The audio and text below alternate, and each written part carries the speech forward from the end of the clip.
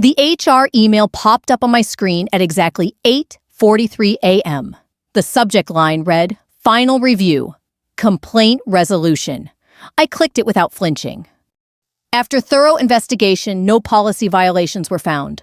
No further action will be taken. I didn't slam the desk. I didn't swear.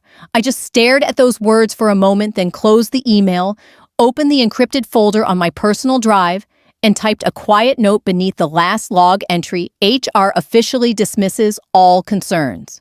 Full record stands. Timestamp: 8:44 a.m. Then I smoothed out my blazer, and walked to the break room like it was any other day. 6 months earlier, I had no intention of keeping any kind of record. I still believed the system could work. I was 52, not new to politics or power games. I'd worked in federal contracting long enough to know how people covered for each other. Still, I believed in playing things by the book respectfully, calmly. That first day, Wes took over as our project director. He called me kiddo. I laughed it off. I was old enough to be his older sister, if not more. The second time, he used it again. Kiddo. Can you rework the narrative section? Feels like something from the 90s. I nodded, reworked it, and moved on. But the third time, in front of a room full of junior analysts, he put his hand on my shoulder and said, "Let the veterans rest. The kids will take it from here." It wasn't just the words. It was the pressure of his fingers, the way his hand lingered, the way everyone in the room looked away. That night, I wrote my first email to HR. It wasn't angry. It wasn't dramatic. It was a simple paragraph noting discomfort about physical contact and tone in meetings. I attached no documentation, just a request that it be noted. I got a reply 48 hours later. "Thank you for bringing this to our attention. We take all concerns seriously. At this time, we do not believe the incident rises to the level of an actionable issue. We appreciate your professionalism." I closed the email and let it go.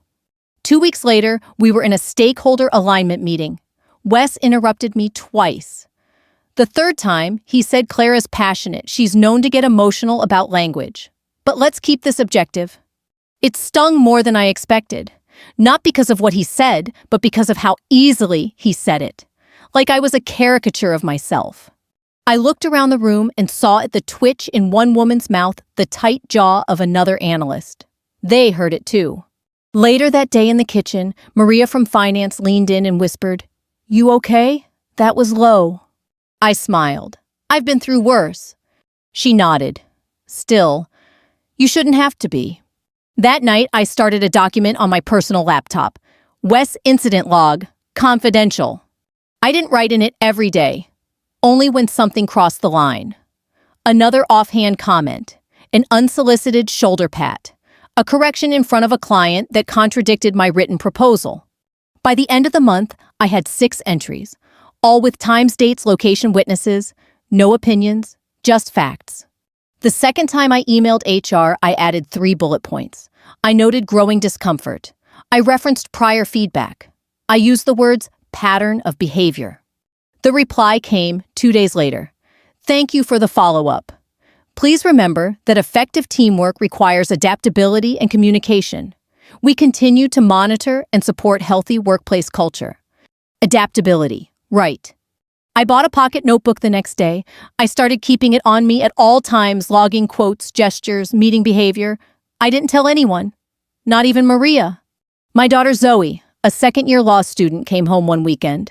I asked her over dinner, "How do you prove a hostile work environment if the behavior's subtle?" She blinked. "Mom? Are you okay?" "I'm fine. Just curious." She leaned in. Context, pattern, corroboration. Courts look for consistency. Keep your records tight. Never speculate. Never guess. Just facts. I nodded and poured her more tea. She had no idea she was tutoring me for war. By the 3rd month, Wes began copying HR on every email he sent me. At first, I wondered if he felt guilty. Then I realized no, he was building a case. I responded politely. I met deadlines. I over-communicated. I delivered drafts a day early. And every time he wrote something condescending, let me rephrase for clarity. Clara tends to get attached to phrasing. We can soften this emotionally charged tone. I logged it. Not with bitterness, not with rage, just with absolute precision. What he didn't know, what HR didn't care to see, was that I was building a timeline. A case. A reckoning. And I wasn't going to raise my voice when it came. I was going to raise the volume on the truth. It started with side eyes in the hallway. Short glances. Averted eyes.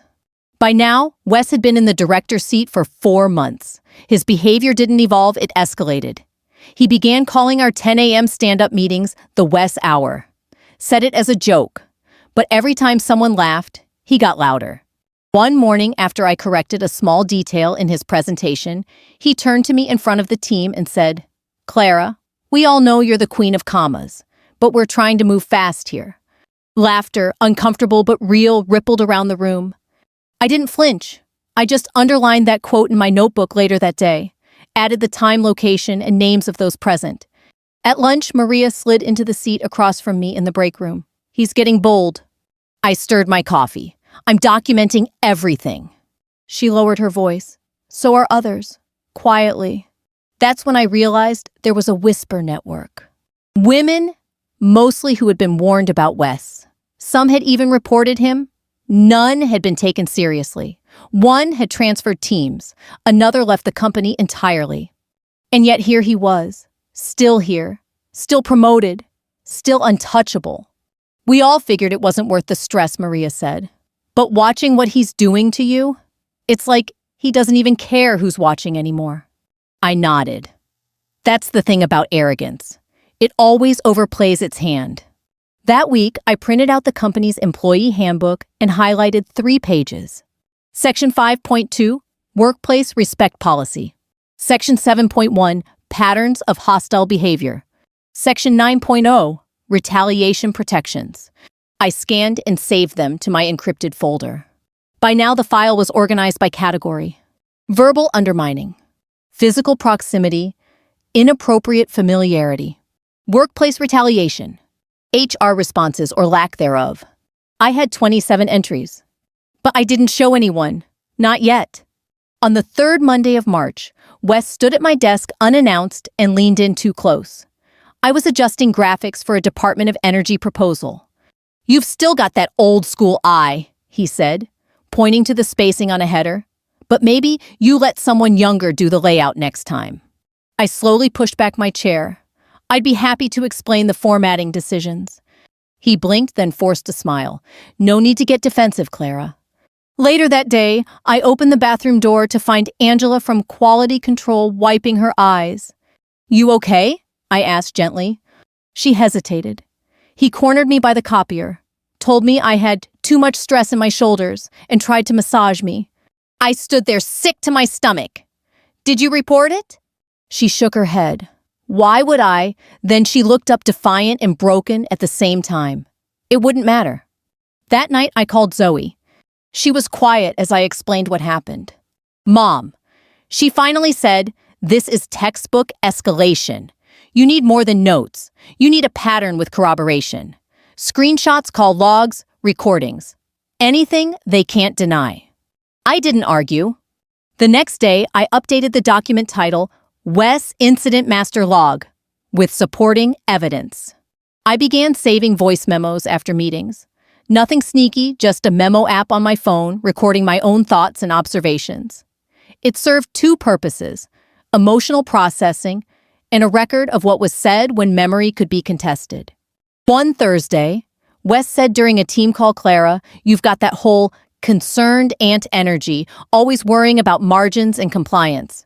We're trying to innovate here." I smiled on the call, then opened my document and typed, April 11th, 10:17 a.m., Zoom call. Quote, "Reconcerned on energy. Dismissive tone. Undermining expertise. Witnesses, entire team." I emailed HR again that afternoon, a 4th time. I laid it all out, the comments, the proximity, the pattern. Their reply arrived the next morning. "We have reviewed your concerns, and while we appreciate your feedback, we find no evidence of policy violations. Please be advised that excessive complaints can be viewed as counterproductive to team cohesion." I read it twice, 3 times. then forwarded it to my lawyer, the same one Zoe had found through a university referral program. Maria pulled me aside in the parking garage the next week. "He's working on a case against you," she whispered. "I overheard him say you're creating a toxic atmosphere and won't adapt to new leadership." I raised an eyebrow. "So that's the play." "Clara," she said, hesitating, "you need to be careful. They're going to try to performance manage you out." "I know," I said quietly. "I'm ready." That night, I scanned all my notebooks, backed up my audio files to 3 different locations, sent Zoe a copy, and I added a line to the bottom of my main document. "Final phase begins. I won't raise my voice. I'll raise the truth." The email came on a Wednesday morning, subject line, 30-day performance improvement plan. Action required. I opened it slowly, not because I was surprised, but because I wanted to see how they'd frame it. As part of our ongoing efforts to support growth and adaptability within our team, we've identified several areas of opportunity in your recent performance. The attached plan outlines expectations moving forward. It was written like a gift, wrapped in polite corporate jargon, but I knew what it was: a formal step toward forced exit. I didn't respond right away. I downloaded the PDF, saved it to the folder, and called my attorney. Wes didn't say anything in person. He didn't need to. The memo had his fingerprints all over it, vague metrics, soft accusations, buzzwords like collaborative friction and generational mismatch. Maria stopped by my desk. "They actually did it." I nodded. "Clock started today." Her jaw tightened. "I hope they know what they're stepping into." "They don't," I said, "but they will." I followed every step of the PIP to the letter. Every meeting recap was sent in writing. Every edit was tracked. I asked for clarification on expectations calmly, professionally, with timestamps. The more precise I was, the more agitated Wes became. He hated my composure. At one team sync, he said, "Clara, no need to be so formal. We're not writing a deposition." I met his gaze evenly. "I just want to make sure I understand expectations. That way, we're aligned." Silence fell. Someone coughed. Later, I transcribed the moment word for word. The next incident came at an off-site vendor event. It was early May, and the team had been invited to a networking mixer at a downtown hotel. We weren't even 20 minutes in when Wes appeared beside me at the bar. "You clean up nice?" he said, eyes scanning my blouse. "Didn't think you had this side." I froze, not because I was shocked, but because I had expected something like this. The bar was noisy, but not enough to drown out his tone. And more importantly, Angela had been standing right behind him. She stepped forward immediately. "Clara, do you want to switch seats?" I turned to her, smiled, and said clearly, "No, I'm good, but thank you for checking in." She nodded loud enough for the bartender to glance over. 2 witnesses, 1 recorded note afterward, 1 date-stamped summary saved to a file, and a quiet text to my lawyer. We just passed the line. 3 days later, I filed my 5th and final complaint to HR. It was comprehensive. 14 examples of verbal undermining. 4 clear moments of retaliatory behavior. 2 inappropriate comments in semi-public spaces. A full copy of the PIP with my documented responses. I didn't include the recording. Not yet. The response came back in less than 24 hours. After review, we find insufficient grounds for formal disciplinary action. We encourage all employees to maintain professionalism and open dialogue. That was the last straw for them. For me, it was the final green light. I scheduled a call with my attorney that night. We finalized the document package. Statement of record, employment handbook excerpts, time-stamped digital logs, transcribed quotes with verified metadata, names of witnesses who had agreed to sign statements if needed. But the biggest file was a compilation, the WES Incident Master Log, now with 42 entries. All reviewed, validated, and organized with legal precision. My lawyer, Linda Chu, sounded impressed. "Clara, this is the cleanest internal file I've ever seen. You did more work than some investigative reporters." I didn't smile. I wasn't just trying to protect myself. I was trying to protect the ones coming next. She paused. "Are you ready for what comes next?" I didn't hesitate. Yes. By midweek, I knew what I had to do. I requested a final check-in with HR ostensibly to review progress under the PIP. They agreed and scheduled it for the following Thursday at 2:30 p.m. That night, I drafted the email, the one I had been preparing for months. The subject line read, Internal Harassment and Retaliation Timeline. Final submission for legal review. It was addressed to Linda CC'd to myself and BCC'd to a senior investigative reporter I had quietly met months earlier, a woman named Stephanie Cho, who covered gender discrimination in federal contractors. The file attached included everything, redacted where necessary, annotated for clarity. I didn't send it, not yet. I waited. The following Thursday, I walked into the small HR conference room just like I had 6 months earlier. Wes wasn't present, just Denise from HR, her expression unreadable. She ran through the checklist feedback received company direction performance alignment. Then she slid a severance packet across the table. Clara, we've determined that this will be your final week. I opened it. Standard terms. 2 weeks pay, a non-disclosure agreement, a waiver of claims. I smiled. I'll need to review this with counsel. Denise nodded, visibly relieved I wasn't causing a scene. I stood, adjusted my bag, reached into my coat pocket, and pulled out my keycard company phone and laptop. Anything else, I asked? Denise hesitated. No, thank you for your professionalism. I paused at the door. You're welcome. You'll want to check your inbox at 3 p.m. She blinked. Why? I smiled softly. You'll see. At 2:59 p.m., I clicked send. Then I turned off my phone and walked out of that building for the last time. By Friday morning, the email had already been forwarded a dozen times inside the company. Miguel, one of the younger data analysts, messaged me from his personal account. Clara, what was that email people are freaking out? It's like a bomb went off in slow motion. I didn't reply. Not yet. I had no intention of engaging while emotions were high. This wasn't personal vengeance. It was precision. At exactly 9:00 a.m., my attorney submitted a formal complaint to the Equal Employment Opportunity Commission, including all documentation from the case. At 9:15 a.m., the investigative journalist I had looped in Stephanie Cho published a short but explosive article on Defense Accountability Weekly. Whistleblower raises concerns of retaliation and harassment at federal contractor firm. It didn't mention me by name, not yet, but it named the company. It referenced internal complaints. It referenced a high-ranking male supervisor with a documented pattern of behavior ignored by HR. It was enough. By 11:00 a.m., the article had been picked up by 3 industry newsletters. HR scheduled an emergency meeting. Wes was working remotely, and my inbox, both personal and professional, began to light up. Former employees, women who had left quietly. One wrote, "Thank you. I never had the words for what happened to me here, but now I do."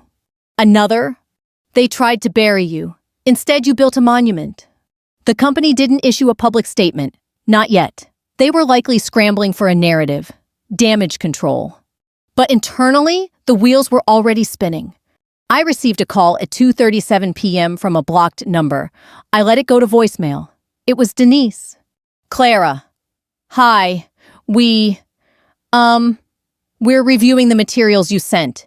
We may have underappreciated the scope. Someone from legal will likely reach out. We'd appreciate it if you could refrain from further communication with outside parties until this is clarified. I sent the voicemail straight to Linda. Her response was simple. Do not respond. We're past that point. By late afternoon, Wes's company bio had been taken offline. His LinkedIn still listed him as Director of Strategic Operations, but that wouldn't last long. Maria sent me a one-word message. Boom! I didn't feel joy. Not yet. I felt focus. It was like watching a structure collapse from a blueprint you'd studied for months. Every crack forming where you expected. Every weight pulling exactly where you'd predicted. This wasn't revenge. It was gravity. Over the weekend, I stayed quiet. I turned off notifications, took a long walk, read a book on my porch, spoke to no one except Zoe, who brought over soup and sat on my couch beaming. You don't look angry, she said. I'm not, I replied. I'm just done. She nodded. You were never going to yell. You were always going to win quietly. Monday morning, the company's leadership team held an emergency all-staff meeting. I didn't attend, obviously, but I got the full rundown from Miguel and 3 others. They framed it as a moment of organizational reflection. HR was launching a full internal review. External consultants were being brought in. But no mention of Wes, no mention of what I had reported. Until someone, a new hire from finance, asked the question out loud. Will there be an investigation into the specific behavior referenced in the article? Silence, then stammering, then a vague promise of transparent next steps. At noon, I received an email from the company's general counsel. Dear Ms. Benton, we have received the documents submitted through your legal representative and are currently conducting a thorough internal review. In the meantime, we respectfully request that any future media inquiries be directed to our legal team to avoid reputational harm to all parties. Sincerely, Thomas Walsh, Corporate Legal Affairs. I forwarded it to Linda. Her reply was almost amused. Reputational harm, bless their hearts. That same day, Stephanie published a follow-up piece. New details emerge in whistleblower complaint against federal contractor. This time, I was named with my consent. Clara Benton, 52, senior technical proposal writer, 24 years of service. The piece included an excerpt from the original performance improvement plan and noted how its language was inconsistent with my performance record. It included 3 anonymous quotes from current employees. The headline trended on LinkedIn among compliance professionals and women in STEM fields. By Tuesday, the ripple effect had grown. 2 companies who frequently partnered with my former employer announced that they would be re-evaluating professional alignment pending outcome of internal review. 3 job offers landed in my inbox unprompted. 1 from a boutique proposal consultancy, 1 from a public sector oversight board, and 1 from a startup founded by a woman I had mentored 5 years ago. I heard what happened, she wrote. You deserve better. We'd be honored to have you help us build something different. That night, Maria called. You lit the match, she said, voice almost reverent. I didn't, I replied. The fire was already there. I just opened the window. The voicemail was short. Clara, it's Wes. We should talk. I think there's been some confusion. He sounded hoarse, uncertain. The forced charm was gone. I saved the voicemail, time-stamped it, and forwarded it to Linda without comment. By now, everything was moving on its own. I was no longer pushing. I was just watching the weight of the truth do what gravity always does. Friday morning, the article reached national syndication.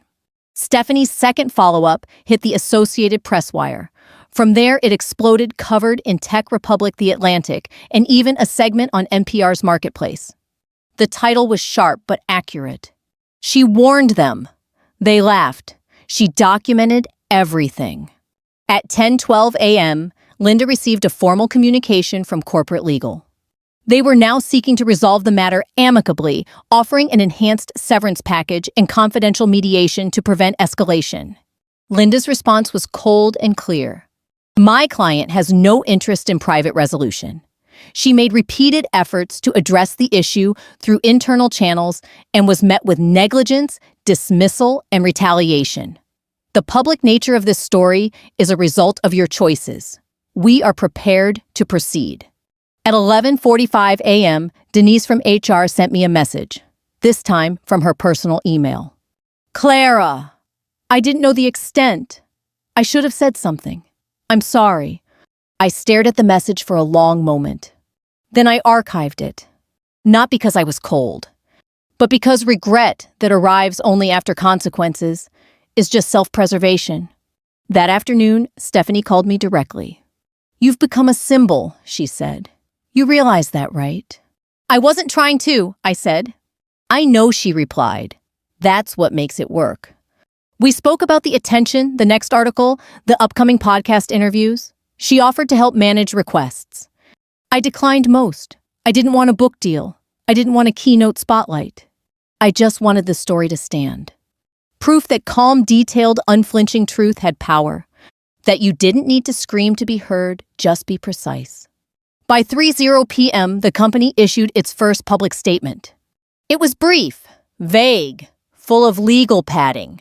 We take all employee concerns seriously and are conducting a thorough internal review. Out of respect for confidentiality and ongoing proceedings, we will not be commenting further at this time.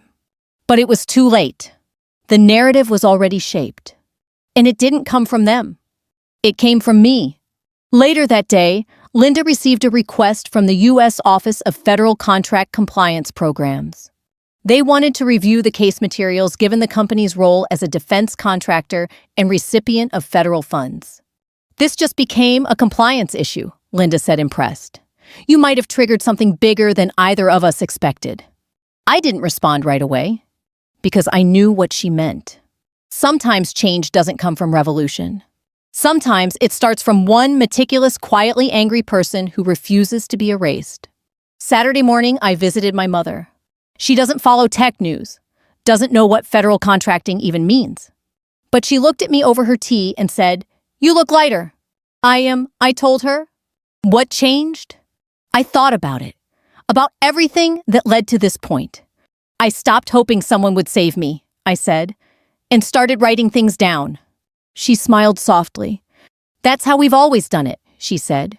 We carry it until it's too heavy, then we let the weight fall where it belongs.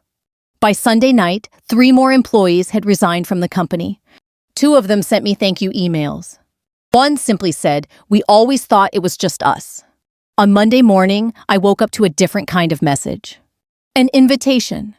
Dr. Benton, we would be honored if you would serve on the Ethics and Workplace Integrity Task Force, a new initiative funded jointly by the Department of Labor and private industry. We believe your experience and your quiet strength would be invaluable. I stared at the message for a long time. It wasn't a trophy. It was a next step. Miguel messaged me later that morning. They've cleared out Wes's office. No announcement, but he's gone. Word is the board got involved. I think they're scared. HR looks like ghosts. I replied with a simple thumbs-up emoji. It was the most I'd said about it since everything fell. At 2:12 p.m., the company's LinkedIn page posted a new update. We are committed to fostering a respectful and inclusive workplace. As part of that mission, we're partnering with external consultants to strengthen our HR and compliance processes. It ended with a quote that made me smile. Every voice matters. Every concern deserves dignity. I copied the quote into my notes, filed it under irony, documented. By Tuesday morning, it was no longer a ripple. It was a current. The head of HR quietly stepped down. No announcement, no farewell email, just an empty parking spot and a scrubbed company directory listing. Miguel sent me a screenshot of the internal Slack. Anyone know where Denise went? Her calendar just vanished.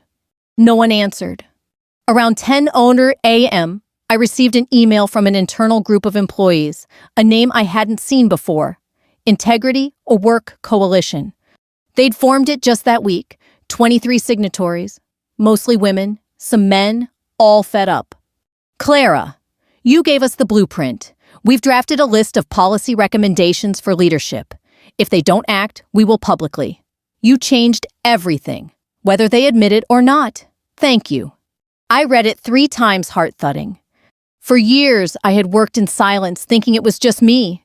Turns out the silence wasn't empty. It was full of people waiting for a signal. Maria left the company 2 days later. Her resignation letter was 1 sentence long. I will no longer work for a company that considers silence more valuable than accountability. She posted it on LinkedIn. It went viral. Her inbox overflowed with job offers. I wasn't surprised. Stephanie texted me later that week. They want to turn this into a podcast season. Multiple episodes. Would you be open to hosting or narrating your story in your own voice? I paused. My voice. The one no one had listened to in meetings. The one HR had ignored. The one that had said thank you, even as they walked me out the door. I replied, "Let me think about it." And I meant it. Because maybe, just maybe, people were ready to hear the kind of voice that didn't shout. Just told the truth. The company officially removed Wes from their organizational chart that Friday. Still no public statement, no apology, no responsibility. But the memo had gone out internally. Effective. Immediately, Mr. Weston's role has been dissolved. Strategic operations will be restructured under interim leadership. Miguel sent me the draft. He'd quietly copied it from a shared folder before it was locked down. Dissolved, I repeated aloud alone in my living room. Poetic. That same day, my new consulting firm launched. Small, quiet, intentional. C. Benton Advisory. Specializing in ethical oversight, workplace integrity, and narrative alignment for government contractors. The tagline was simple. We don't fix stories, we fix the truth. By the end of the week, 4 of my former colleagues had joined me. Not out of loyalty, but alignment. We believed in work that honored dignity, work that didn't gaslight people into silence, work that didn't punish professionalism. The irony wasn't lost on any of us. The company that once called us too rigid, too emotional, too old school, now needed to hire outside consultants to do what we had done quietly for years. On Monday morning, I received a formal settlement offer from the company. Linda reviewed it carefully. They're not admitting fault, she said. But this amount, and the full release of claims in your favor, is as close as they'll ever get to an apology. I looked at the number. It was more than generous. But that wasn't the part that mattered. It came with something else, an acknowledgement letter, signed by the interim CEO. We recognized that Ms. Benton's concerns were not handled with the seriousness they deserved. We regret the failure in process and commit to improving internal accountability. I signed, not because I needed validation, but because the paper trail needed to end with truth. That evening, I walked into the newly leased office space for C. Benton Advisory. Miguel was already there unpacking a coffee machine. Maria had brought in plants. Angela sent a framed quote from our first conversation in the bathroom mirror months ago. Why would I report it? It wouldn't matter. Crossed out with red marker. Underneath, now it does. I hung it in the lobby. A week later, the Department of Labor formally announced an investigation into corporate compliance at federal contractors, following a wave of recent employee reports and public scrutiny. The headline on the bulletin board included my name. So did the opening paragraph. So did the task force. Stephanie called again. Still thinking about the podcast. I smiled. Not just thinking. I've been writing something new. Before hanging up, she said something that stayed with me. You didn't just burn the bridge. You redrew the whole map. 3 months after walking out of that conference room, I stood on a stage in Washington, D.C. It was the annual Workplace Integrity Forum hosted by the Department of Labor. I wasn't just attending, I was delivering the keynote. The ballroom was filled with compliance officers, HR executives, government auditors, and a surprising number of mid-career women holding quiet, steady notebooks. I scanned the audience. The lighting was soft but focused. I could see heads tilted forward, ready to listen, not to react, to understand. The moderator's voice echoed from the podium. Please welcome Dr. Clara Benton, founder of C. Benton Advisory, and the woman whose story helped spark a nationwide conversation on accountability in the workplace. The applause wasn't thunderous. It was steady, long, respected. I stepped up, took a breath, and looked out at the sea of faces. 3 months ago, I walked away from a company I'd given 24 years of my life to. Not because I was angry, but because silence, when weaponized, becomes complicity, and I refused to be complicit anymore. I paused, letting the words settle. I hadn't raised my voice. I never would. But people leaned in anyway. I didn't shout. I didn't rage. I just took notes. And one day, I let the notes speak. The speech lasted 20 minutes. It covered policy gaps, retaliation cycles, and the power of documentation. But more than that, it talked about dignity. The kind that gets chipped away, not in one dramatic moment, but over time. One kiddo at a time. One laugh in the meeting room. One HR email that says you're reading too much into things. Afterward, there was a line of attendees waiting to shake my hand. Some were senior, some fresh out of grad school. A woman in her 50s held my hand for a long moment and whispered, "I wish I had done what you did 30 years ago." "You still can," I said. "It's never too late to write things down." That evening, I returned to my modest apartment in Arlington. No camera crews, no book launch, just leftovers, a glass of tea, and the inbox full of new client inquiries. One message stood out, forwarded from Linda. It was from Richard Donovan, the interim CEO who had taken over after Wes and Denise were quietly removed. Dr. Benton, I wanted to share that we've adopted the full Integrity Work Coalition policy package and implemented mandatory compliance training for all leadership roles. I also wanted to let you know TechCore has formally acknowledged your contributions in their latest shareholder letter. It reads in part, "We owe a debt of gratitude to Dr. Clara Benton, whose courage and precision helped us confront weaknesses we were previously unwilling to face. Thank you for holding the mirror up. Sincerely, Richard Donovan." I stared at the message, then saved it. Not because I needed validation, but because finally the documentation came from them. A month later, I received an embossed envelope in the mail. Inside was an invitation. The American Institute for Ethical Leadership cordially invites Dr. Clara Benton to receive the 2025 Public Impact Award for Accountability in the Workplace. At the bottom, a handwritten note. For proving that professionalism is not silence, it is strength. In November, I returned to the conference I had once been excluded from, the one where Wes had taken credit for my work and referred to me only as one of our research team members. This time, I was the headline speaker. Maria joined me backstage now, an executive at a major firm. "You nervous?" she asked, handing me a water bottle. "Not anymore," I said. "I think the nerves left when I realized I was never the problem." She smiled. "They still talk about you like you're a myth." "Good," I said, adjusting the mic. "Let the myth teach them something real." I took the stage and opened with the same words I'd once written in the margin of a notebook. I didn't raise my voice. I just raised the truth. The applause that followed wasn't for anger. It was for precision, for grace under fire, for every woman and man who'd been told they were too sensitive, too serious, not a team player. Afterward, a young Black woman approached me in the reception hall, mid-20s, nervous but determined. "I started logging things," she said, "after I heard your story. I even backed up my drive." I smiled. Smart. "I haven't told anyone yet, but it's helping me stay sane." I touched her hand gently. "You don't have to burn it all down. You just have to build your case and stand still while the lies collapse around you." She nodded, eyes glassy. "I hope I'm as calm as you when it happens." I chuckled. "You'll be better. You'll be ready."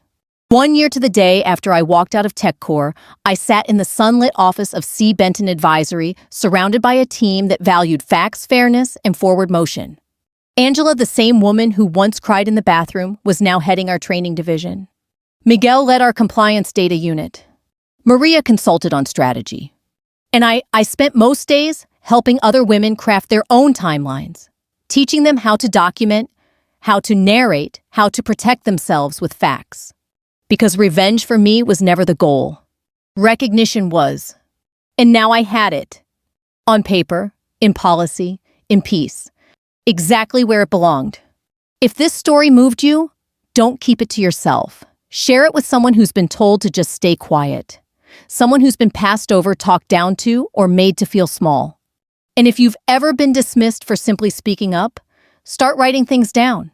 Your voice doesn't need to be loud. It just needs to be clear. Subscribe for more stories of quiet strength, lasting impact, and the kind of justice that doesn't shout, it stands tall. This is where the reckoning begins. Right here. Quietly, clearly, with you.